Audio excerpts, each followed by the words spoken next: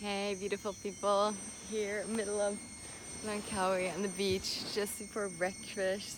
I go for my little walk and just, you ponder, you think about things, you look at things and you're like, wonder what will happen if I really was willing to live in full of possibilities. Because this class is about really letting go all your problems and be possibilities. And what I realized is how much time I spent on solving problems or looking at problems or trying to figure out how to change a problem. If the problem would not be a problem, if it wasn't true that it's a problem, it's just what is in front of me, and I would look instantaneously at possibilities, and I wouldn't even be in the same track of trying to solve that problem. I would more be in like, okay, what else I can do here? What would be different?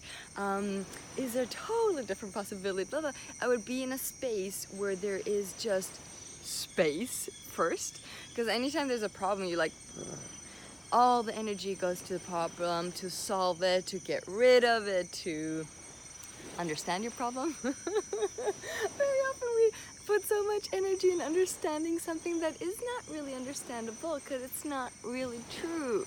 Our mind can make up the most beautiful problems. And one of the things I realized as a kid, this was very interesting, moving around from different countries, like from Sweden to Argentina and then to Germany. Every country had, this is the way it is, or this is the problem in life, and I was really wondering, always asking like, which one is correct? Which one's right? Because if I go to Argentina, it's this version, and when we came to Germany, it's this version. I'm like, they're also convinced about themselves. So I was like, they're so convinced, it must be true, right? Because you're trying to find out how the world works, and how the world works should be right when most people say it, right? So it isn't. It's very adjusted to how you live, where you were brought up, to your friends, your family, culture, and you'll see how things are expressed. I mean, I'm at the moment in a Spanish culture. Woo-hoo. They know drama in a way I've never seen it before. And I grew up in Argentina, and I'm going there in August to the class with Gary Douglas, and it's going to be intriguing to see what I grew up with. It might be totally different after so many years, but still there might be a sense of it just to see.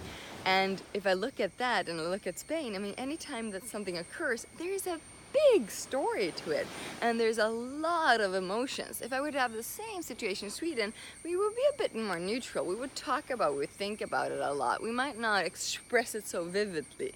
So the same story is a different story in every country. So it is a story, right? So what if you truly didn't live with problems? And being here with this incredible space that Gary Douglas creates, and I can say it's a really space of possibilities. So he's been doing this for years with us. Sometimes we get it slower. And I'm not thinking about problems. Even the things that were a problem before are now just possibilities to look in a different way.